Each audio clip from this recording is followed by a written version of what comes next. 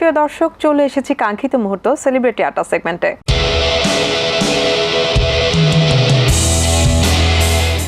আজকে সেলিব্রিটি আড্ডা সেগমেন্টে আমাদের সাথে আছেন বর্তমান সময়ের চমৎকার একজন সঙ্গীত শিল্পী। আমাদের সাথে আছেন ইমরান ইমন। গল্প করব, শুনবো অনেক গান। ইমরান ভাই, আপনাকে আমন্ত্রণ জানাচ্ছি আমাদের এটিএন মিউজিক অনুষ্ঠানে। আপনি কেমন আছেন? জি আলহামদুলিল্লাহ ভালো আছি। আপনি কেমন আছেন? ভালো আছি, ভালো লাগছে আপনাকে পেয়ে। সম্প্রতি সময়ে অনেকগুলো কাজ করছেন, অনেকগুলো কাজ মুক্তির আশায়, অনেকগুলো কাজের কাজ শেষ হয়েছে। সেই কাজগুলো সম্পর্কে জানতে চাই আপনার কাছ থেকে। রিসেন্ট হচ্ছে একটি কাজ শেষ করলাম, প্রথম প্রেম নামে। গানটি হচ্ছে একজন সাংবাদিকের লেখা, প্রথম প্রেম, শোয়েব নামে, এবং হচ্ছে ওনার এবং আমার দুজনের মিশ্র সুরে আর কি। উনি একটু সুর করে দেন এক সময়, দেন ওইটাকে আবার আমার মতো করে আমি চেষ্টা করি, এবং সে আমাকে যথেষ্ট সহযোগিতা করেছে এবং খুবই হ্যাপি, এবং উনি খুবই খুশি যে গানটা অনেক ভালো হয়েছে, উনারই লেখা। এই কাজটি সম্প্রতি সময় শেষ হয়েছে, এটি খুব শীঘ্রই দর্শকরা দেখতে পাবেন। তবে দর্শকরা দেখার আগে আপনার মুখ থেকে যদি দুটো লাইন শুনতে পেতাম ভালো হতো। হ্যাঁ, অবশ্যই অবশ্যই দর্শকের জন্য চেষ্টা করছি। প্রথম প্রেমে পড়েছি যার, দেখেই তারে প্রথমবার চাঁদনী রাতে,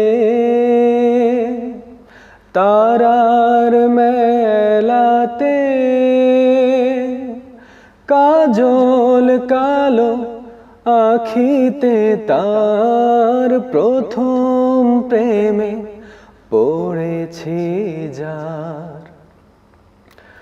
সেদিন ছিল মাতাল করা দক্ষিণা বাতাস, ফুলের সুবাস ছিল ভরা তারি চারিপাশ।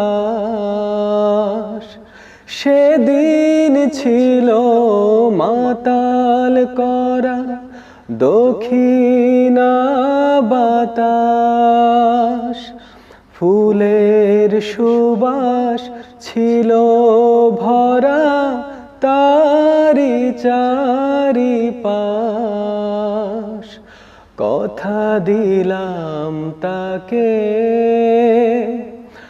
আমি তোমায় পেতে, 7টি সাগর হব গো পার, প্রথম প্রেমে পড়েছি যার। চমৎকার সুর, চমৎকার কিছু কথা।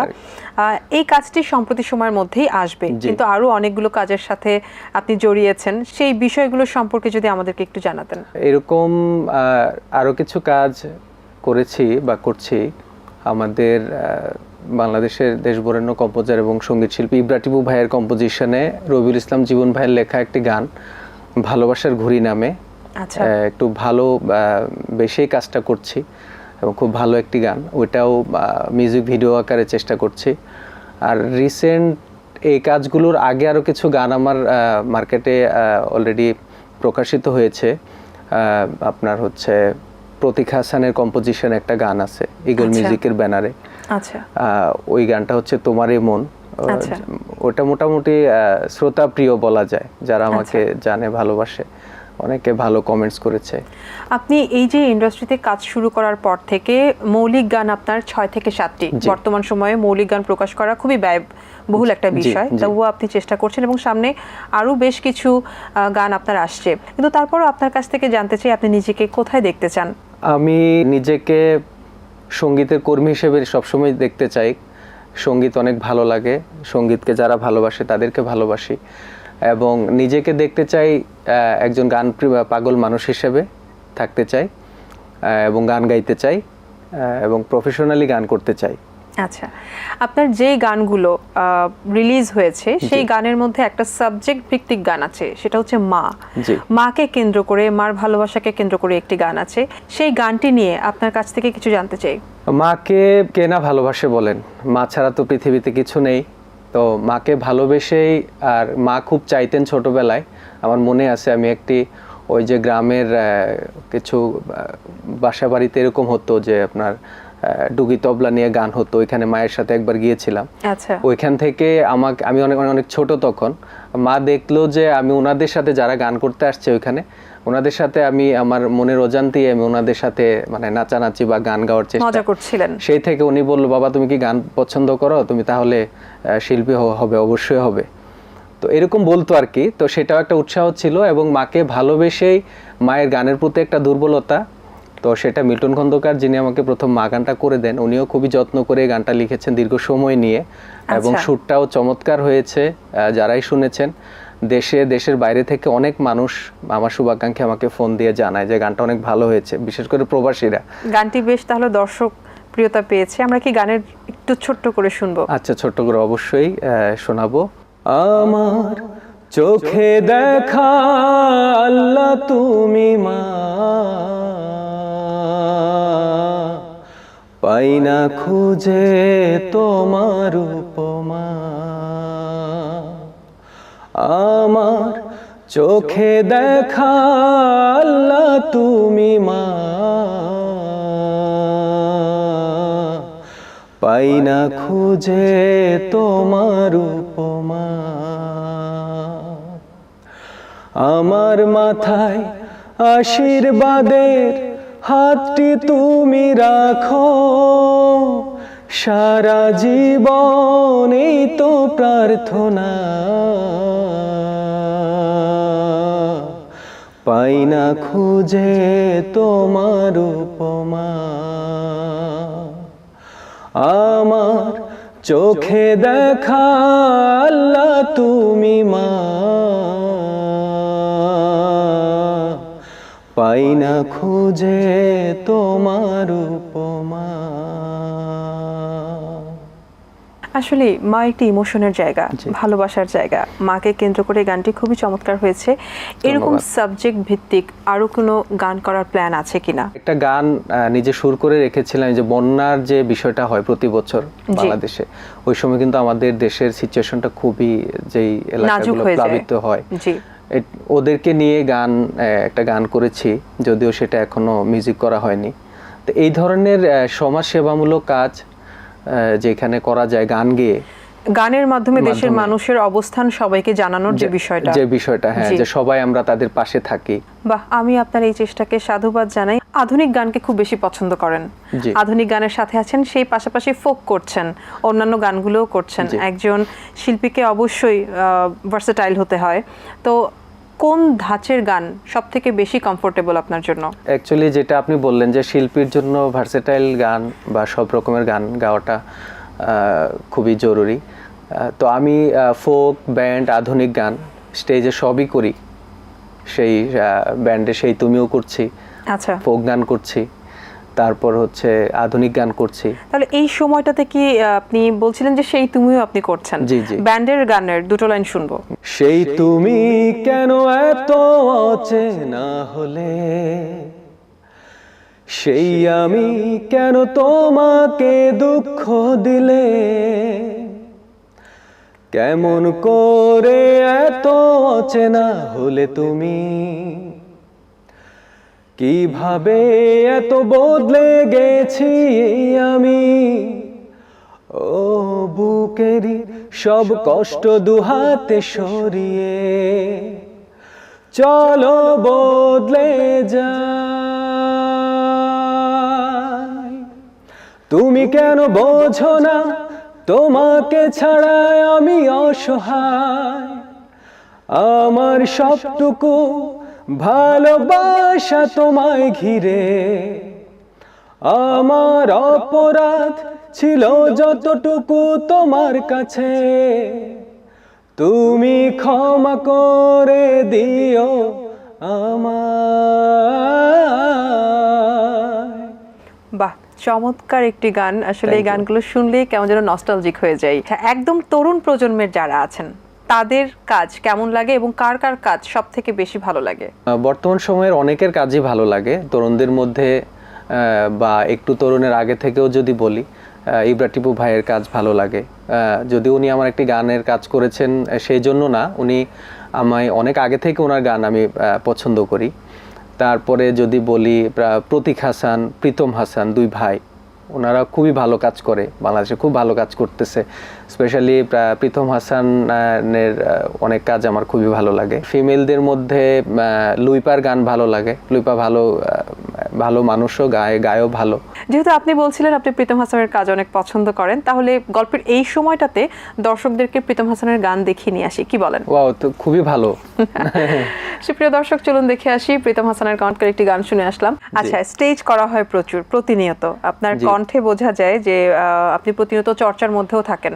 স্টেজে সব থেকে বেশি কোন গানগুলোর রিকোয়েস্ট পাওয়া যায়? স্টেজে রিকোয়েস্ট পাওয়া যায় সবচেয়ে বেশি আধুনিক গানের মধ্যে হচ্ছে যেগুলো হচ্ছে আপনার ইনডোর প্রোগ্রামগুলো হয়, সেগুলোতে একটু সফট মেলোডিয়াস গানগুলোর রিকোয়েস্ট বেশি থাকে। এছাড়া হচ্ছে ওপেন কনসার্ট যেগুলো হয় বা বিভিন্ন কোম্পানির ডিলার প্রোগ্রাম থাকে, অনেক কিছু থাকে, পিকনিক থাকে, ওইখানে ব্যান্ড ফোকটা খুব বেশি চায়। আচ্ছা, ব্যান্ড ফোকের খুবই রিকোয়েস্ট থাকে। আচ্ছা, আপনি তো ফোকও করছেন, তো গল্পের এই সময়টাতে আপনার কাছ থেকে একটি ফোক শুনতে চাই। ফোক গান শুনতে চান, সেক্ষেত্রে আমার হচ্ছে খালিদ হাসান মিলু স্যারের একটি গান, জানি না আপনি শুনেছেন কিনা। বর্তমান সময় আমাদের চারদিকে যেই অস্থিরতা, অনেক সময় কিছু মানুষের আচরণে খুবই কষ্ট পাই, সেই ক্ষেত্রে একটি গান খুব মনে হয়, আমি সেটাকে একটু গেয়ে শোনাই প্লিজ। ওরে মানুষ কি আছে তোর, কর্ম ছাড়া আর দেহ আত্মা তোর কিছু নয়, সে তো বিধাতার। জীবন নিয়ে করিস না তুই আরে অহংকার, জীবন নিয়ে করিস না তুই আরে অহংকার। ওরে মানুষ কি আছে তোর, কর্ম ছাড়া আর দেহ আত্মা তোর কিছু নয়, সে তো বিধাতার। জীবন নিয়ে করিস না তুই আরে অহংকার, জীবন নিয়ে করিস না তুই আরে অহংকার। ওরে মানুষ কি আছে তোর, কর্ম ছাড়া আর। বাহ, চমৎকার একটি গান শুনলাম, ভালো লাগলো। তো গল্প গানে আমাদের প্রায় শেষের দিকে চলে এসেছি। যাবার আগে এটিএন বাংলার দর্শক আপনার গান যারা অনেক পছন্দ করেন, তাদেরকে কি বলে যাবেন? আমাকে যারা ভালোবাসেন, আমার গান শোনেন, তাদেরকে আমার অনেক ভালোবাসা, এবং স্পেশালি আজকে এখানে আমন্ত্রণ জানানোর জন্য এটিএন বাংলাকে অনেক ধন্যবাদ এবং কৃতজ্ঞতা, এবং যারা এই অনুষ্ঠানের পেছনে আছেন, পরিচালনা করছেন, স্পেশালি তো আপনাকে অসংখ্য ধন্যবাদ। আপনি অনেক সুন্দর করে আমাকে আসলে আরও কথা বলার স্পিড বাড়িয়ে দিয়েছেন। আমি এত সুন্দর করে কথা যদিও বলতে পারি নাই। তো সবাই বাংলা গানের সাথে থাকবেন, বাংলা গান বেশি করে শুনবেন, আর আমাদের মতো যারা সঙ্গীত কর্মীরা আছে আমাদেরকে সাপোর্ট দেবেন, উৎসাহ দেবেন, আমাদেরকে বেশি বেশি শুনবেন। ধন্যবাদ সবাইকে। আপনাকেও অসংখ্য ধন্যবাদ এত চমৎকার কিছু সময় আমাদেরকে দেওয়ার জন্য। যেহেতু আয়োজন শেষ, আমি আমার দর্শকদের কাছ থেকে বিদায় নিব, কিন্তু আপনার গান শুনে আমাদের আয়োজন শেষ করব। আমি দর্শকদের থেকে বিদায় নিয়ে নিচ্ছি, আপনি চিন্তা করে ফেলুন কোন গানটি আমাদেরকে শোনাবেন। দর্শক, সময় তো শেষ, যেতে হবে, তবে যাবার আগে কথা দিয়ে যাচ্ছি আগামী পর্বে আবারও আসবো আপনাদের পছন্দের একজন সঙ্গীত শিল্পীকে নিয়ে। আর ঠিক সেই পর্যন্ত সবাই ভালো থাকুন, সুস্থ থাকুন, বাংলা গানের সঙ্গে থাকুন, এটিএন বাংলার সঙ্গে থাকুন। আমি সামিয়া জাহান এখানে বিদায় নিচ্ছি, আল্লাহ হাফেজ। কোন গানটি শুনছি আমরা? এই মুহূর্তে মনে পড়ছে কুমার বিশ্বজিৎ স্যারের একটি গান, আমি যদিও এই গানটি অনেক গাই, একটু শোনাই এই গানটি। প্লিজ, শুনবো। তুমি রোজ বিকেলে আমার বাগানে ফুল নিতে আসতে, জানি না তুমি ফুল না আমাকে বেশি ভালোবাসতে। তুমি রোজ বিকেলে আমার বাগানে ফুল নিতে আসতে, জানি না তুমি ফুল না আমাকে বেশি ভালোবাসতে। প্রতিদিন তুমি দেখতে আমায় গোলাপে আড়ালে লুকিয়ে, যখনই চোখে চোখ পড়তো লজ্জায় যেতে শুধু পালিয়ে। কি ছিল তোমার মনে, কি ছিল তোমার মনে, পারিনি তা আজও জানতে। তুমি রোজ বিকেলে আমার বাগানে ফুল নিতে আসতে, জানি না তুমি ফুল না আমাকে বেশি ভালোবাসতে। লা